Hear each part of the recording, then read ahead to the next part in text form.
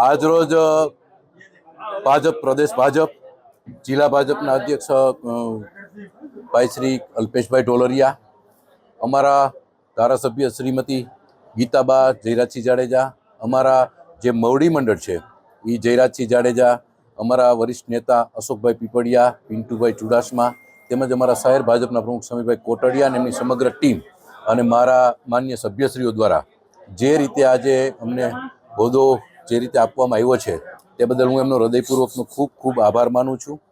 જે રીતે ગોંડલની જનતાએ બીજી વખત એટલે કે દ્વિતીય ટાઈમે 44માંથી 44 જે સીટો છે એ અમને આપી છે તે બદલ ગોંડલની જનતાનો પણ અમે આભાર માનીએ છીએ.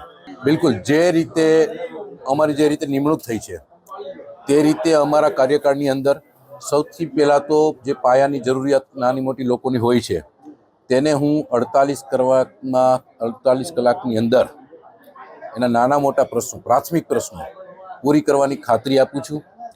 એની સાથે સાથે ગોંડલના જનજનમાં સુખાકારી રહે તેના માટે થઈને જે અમારો પ્રયત્ન છે તે અમે સંપૂર્ણ રીતે કરશું. આ ગોંડલને, આ ભગવત ભૂમિને જે રીતે એક રિવરફ્રન્ટ મળવો જોઈએ તેના માટે અમારો સંપૂર્ણ પ્રયાસ છે. સાથે સાથે જે વર્ષોથી બહેનોની એક આશા છે કે ભાઈ ગેસ લાઇન ગોંડલની જનતાને મળે તેના માટે હું ખૂબ જ પ્રયત્નશીલ થઈને તાત્કાલિક અસરથી જે થશે તે પ્રમાણે અમે કામ કરશું.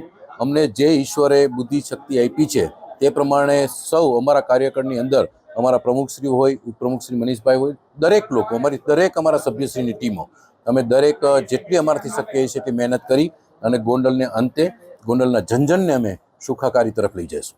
બિલકુલ, મેં કીધું એમ હંમેશા ભારતીય જનતા પાર્ટી અને લોકોનો ખૂબ ખૂબ આભાર માનું છું કે મને વારંવાર આ જે પદ આપ્યું છે તો એ પદ જે મને આપ્યું છે એટલે મારી જવાબદારી વધારે છે, તો એ પ્રમાણે જવાબદારી સાથે વધારે કામ કરશું અને લોકોની સુખાકારી માટે કામ કરશું. જનતાને ખાસ કરીને અમારે જે સૌથી મોટું અભિયાન માનો કે સ્વચ્છતાનું છે, તો સ્વચ્છતામાં લોકો ખૂબ જ સારી રીતે અમારી સાથે રહે અને લોકોમાં અવેરનેસ આવે અને સ્વચ્છતામાં આપણે ગોંડલને સ્વચ્છ તરફ લઈ જાય, વધારે સ્વચ્છતા કરાવીએ, તો આ સંદેશ ખાસ કરીને ગોંડલની જનતાને છે.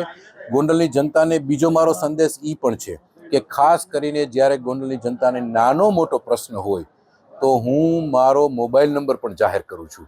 મારો મોબાઈલ નંબર 9898947656 24 કલાક માટે કાર્યરત રહેશે અને જે લોકોને પ્રશ્ન હોય તો એને વિસ્તારમાંથી કદાચ નગરપાલિકા આવવાની જરૂર નથી.